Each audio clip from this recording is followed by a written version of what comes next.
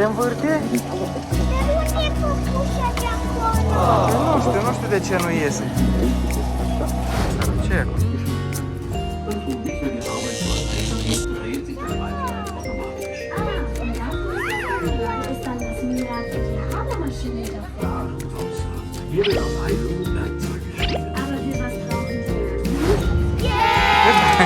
Epa!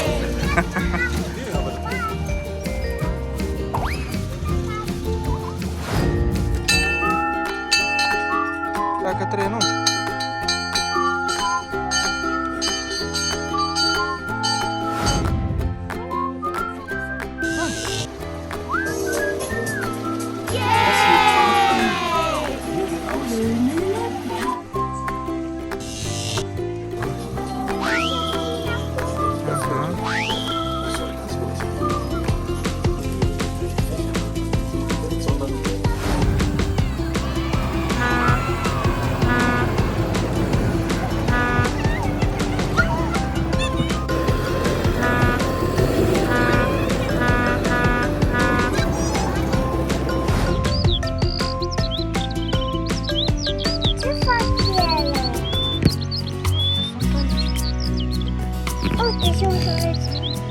Sara se cațără.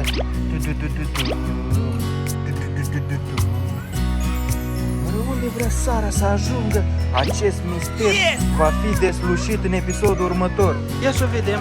Uite pe Sara. Bravo, băbăcuciu! Sara. Uite Sara cum țopă.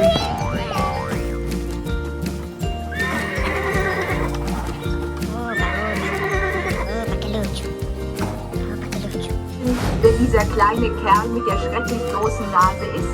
Freilich, es ist Schneewittchen. Da seht ihr die 7 Zwerge in ihrem kleinen Häuschen.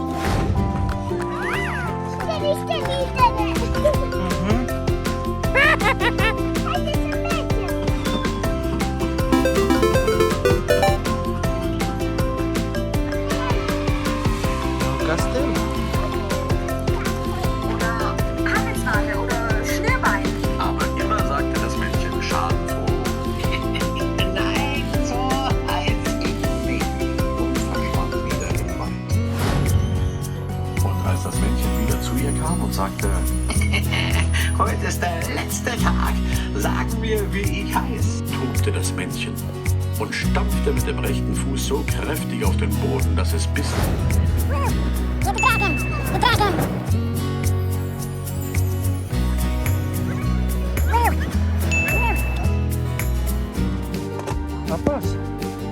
Wisst ihr, als es früher noch keine Raketen gab, da schoss man mit Kugeln.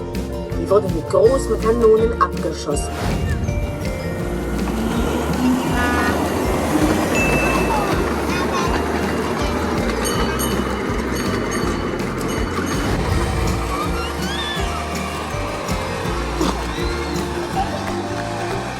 Bravo, Sara!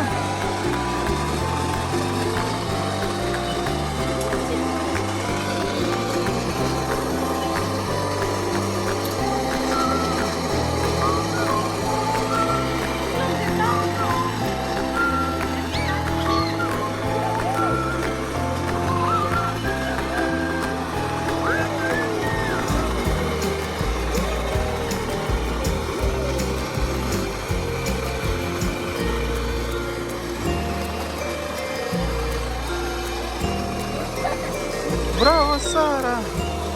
Bravo!